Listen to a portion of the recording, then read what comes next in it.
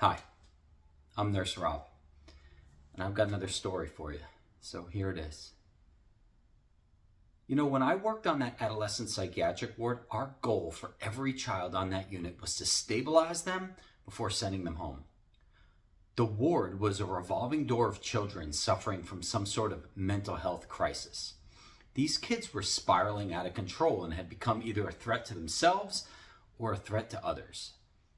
And this led to either a teacher, a social worker, their parents, a therapist, a friend, to point them in the direction of psychiatric screening. This more often than not took place in the emergency room. If they were deemed dangerous enough to themselves or others, they were sent to inpatient. And here they would reside for a few days while an interdisciplinary team of medical professionals would do their best to get them on the right meds and give them some type of coping skills before sending them on their way. And that's where I worked. And this world was not for the faint of heart. It was a dark, dark world, and it was the last stop, the last line of defense we as Americans have against the destructive nature of mental illness in our youth. And now I work on the first line of defense with school districts and with school nurses. It's kind of funny how things worked out. The latest killings at the Covenant School in Nashville have struck a major chord in me. Not that the other school shootings didn't, but maybe I feel this one more because it was a Christian school and I'm a Christian. Or maybe it's because the shooter was a 28-year-old transgender with a history of emotional disturbance, and I have experience working with this population of people. When we fixate our eyes on the gun issues, we forget to acknowledge the person behind the guns. And I'm not here to argue gun control. It's not my wheelhouse. I don't know anything about that topic. It's not my lane. I'm going to stay out of it.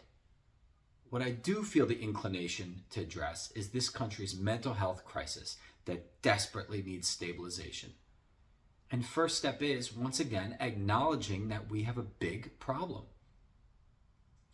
I'm not an expert.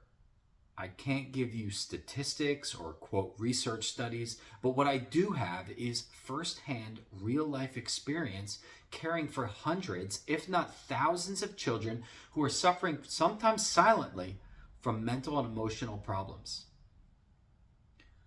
Most of the children I worked with were between the ages of 5 and 17, with the majority being teens. Identity issues plagued this unit. And these kids were lost and seeking identity in something, and they often clung to whatever was being thrown at them or whatever sounded good.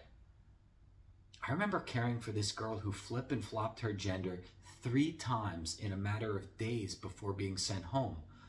This poor kid couldn't quite figure it out, and to be honest, she didn't have much figured out when she left either. We also had children who identified with their mental diagnosis. They held on to it.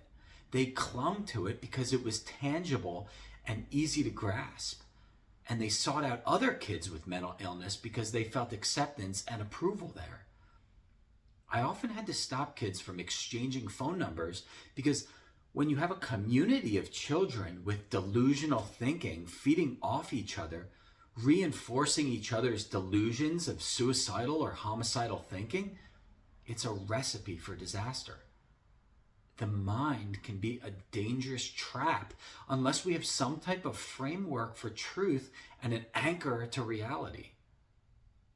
The find your own truth message that is so mainstream can be really dangerous to some. It may work for a few seasons, but it's not lasting. I've tried. There's no freedom in being undisciplined and untethered. You end up blowing with the wind and clinging to whatever sounds good, whatever group is willing to accept you. I know about mental instability. This is all too real to me. In listening to these kids year after year, some of their dark rhetoric started to make sense. Some of these kids were like really out of the box thinkers, and some had wild and imaginative thoughts and, said some pretty wild stuff. It could be captivating because I myself was going through some hard times with the death of my dad. The darkness of depression became inviting. but it was not reality. It was sick. These kids I was working with were mentally ill. Thank God I had the mental fortitude to catch myself from slipping, but someone who didn't have a firm grasp on reality and morality could go down the deep end very quickly and not even know that they were in over their heads. This country is at war with a spiritual darkness. And I can tell you, I've seen it firsthand, up close and personal. And I can tell you for certain that from the little bit that I've read about that school shooter in Nashville, she would have fit in like a silk glove on that adolescent psych ward.